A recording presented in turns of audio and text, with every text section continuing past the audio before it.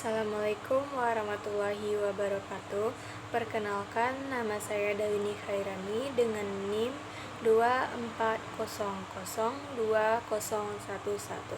Saya di sini ingin menganalisa tentang komunikasi organisasi. Apa sih komunikasi itu?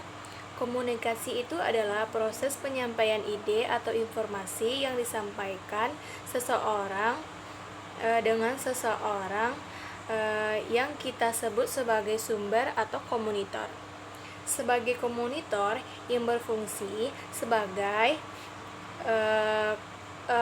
proses penyampaian ide informasi, pikiran, perasaan dari satu orang atau kelompok dan orang lain. Kelompok yang lain artinya terjadi interaksi kedua belah pihak sehingga apa pesan tadi, informasi tadi, ide, pikiran, dan perasaan sampai ke lawan bicara.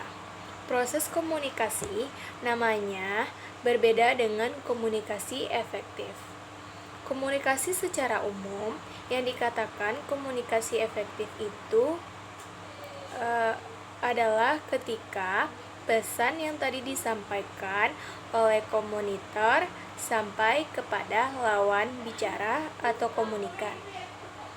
Tadi persis sama, jadi tidak terjadi pengurangan atau penambahan informasi, apalagi perubahan inti dari informasi tersebut. Apapun bentuk penyampaiannya, bukan disebabkan karena bahasanya lugas, kemampuannya yang keren. Komunikasi atau proses terjadinya komunikasi itu seperti apa? Secara teori, nada teori atau model yang sangat lama, debut baca atau ada pelajari artikel, jurnal, dan buku-buku bobon. Istilah buku-buku lama, kita mengenal istilah model Lasswell. Itu berkembang di tahun 47 sampai 48 atau sekitar 1950-an. Kemudian dikembangkan oleh Warden. Artinya, proses itu terjadi dalam beberapa hal kegiatan. Dimulai dari huruf atau yang disebut dengan komunitor. Menurut Lasswell, in which hello artinya medium atau media file dimanfaatkan untuk digunakan untuk proses penyampaian pesan tadi kepada siapa receiver atau suhu. Harus jelas receivernya dan efeknya. Jadi, proses komunikasi ini tidak jauh berbeda dari apa yang disampaikan oleh yang dikembangkan oleh Warden. Dimulai dari informasi source, kemudian transmit, kemudian receiving atau si penerima pesan, destination, dan noise source. Artinya adalah akan ada gangguan-gangguan atau noise yang mungkin terjadi yang menyebabkan proses penyampaian informasi ide. Nah, kemudian dikembangkan lagi, dibenarkan lagi, diperbarui lagi, tapi intinya masih sama. Maka sampai sekarang ketika orang bertanya model atau digunakan dalam proses komunikasi, iya, rentangnya adalah 48 sampai 50. Yang itu modelnya dikembangkan oleh Lasswell, kemudian ditarik lagi oleh Sangon. Kemudian proses penyandian pesan itu juga terjadi. Ini informasi apa? Jadi, kemampuan kondisi keadaan si penerima pesan juga sangat menentukan komunikasi efektif itu terjadi atau tidak dalam proses komunikasi. Tadi di kontak pertama si pengirim pesan atau komunitor, kontak kedua si penerima pesan atau komunikan dalam proses ini. Baik pisaumu komunikator dan si komunikan terjadi proses penyandian atas pesan yang akan dikirim dan diisi penerima pesan yang akan ditanggapi atau andi diterima. Ketika ada dua pilihan kunci, keberhasilan komunikasi itu efektif atau tidak berada di tangan siapa, komunitorkah atau komunikasi atau komunikan. Lawan bicara kepada siapa pesan, ini akan disampaikan gimana struktur pendidikannya, kelompoknya, bahasanya. Macam-macam ruangan yang terlalu besar, sementara itu suara kita kecil, itu gangguan suara yang terlihat pelan. Itu gangguan. Ayo kita mengajar kondisi ribut atau gua mikrofon. Besar kemungkinan terjadi hal-hal, sedangkan tanpa gangguan, di dua kota kini saja kita punya PR yang besar. Apalagi sudah ada gangguan yang pasti kita akan hadapi, maka sebuah komunikasi itu memang sangat ditentukan oleh siapa, Anda siapa. Sebagai sumber informasi atau si komunitor, jadi keberhasilan sangat ditentukan oleh kehebatan atau kepiawaian proses penyandian pesan, praktik, dan informasi pendisiplinan informasi yang akan disampaikan dalam mengenali siapa yang akan menerima pesan. Jadi, komunikasi menjadi hal efektif yang namanya juga baru belajar. Maka, untuk mengenali step to step, satu demi satu, biar paham dan mengerti juga ada setiap unsur dari sebuah proses komunikan yang terjadi.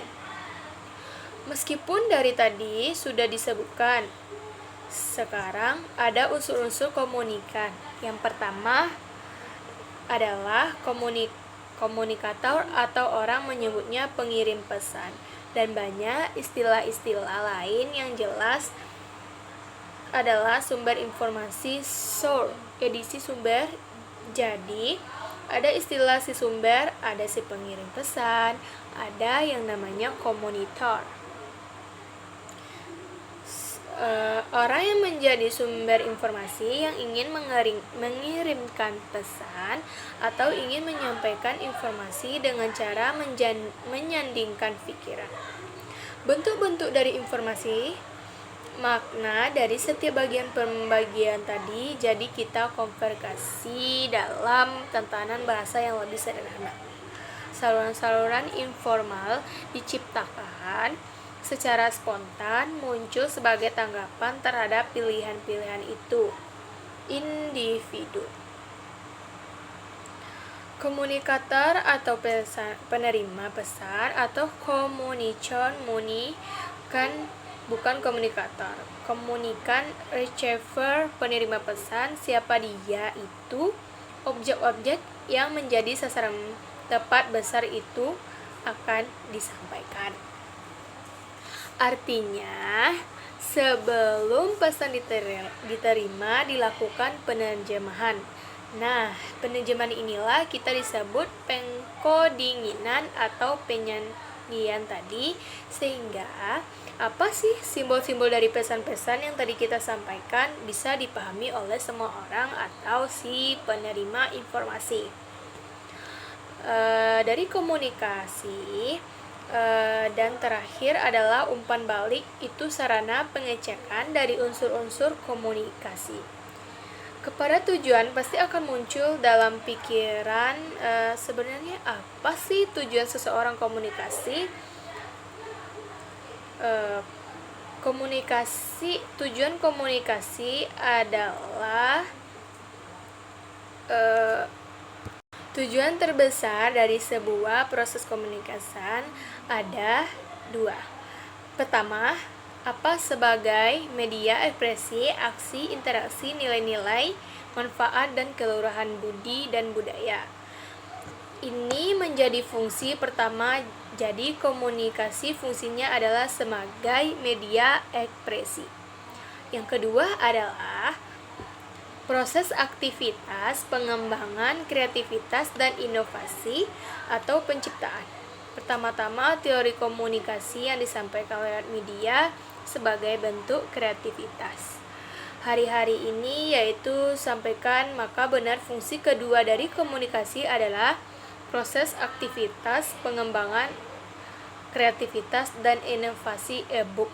Fungsi-fungsi komunikasi yang lain begitu banyak sekali, hampir semua aspek kehidupan tersentuh oleh komunikasi.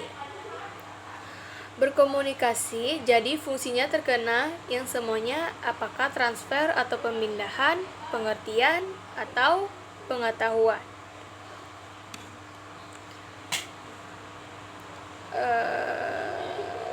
Tujuan utama dari komunikasi adalah untuk mengubah dan mempengaruhi persepsi termasuk sikap dan perilaku seseorang atau lawan bicara kita.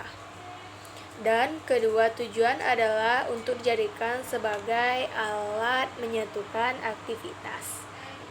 Kodam organisasi berarti menyatukan aktivitas organisasi.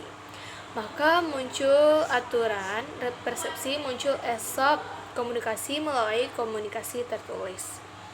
Atau tidak, sehingga di dalam sebuah lembaga atau organisasi setiap mengikuti itu, maka terjadilah lamanya proses bersama menyatukan aktivitas itu, sehingga setiap orang melakukan sesuai dengan role atau aturan-aturan yang ditetapkan oleh lembaga.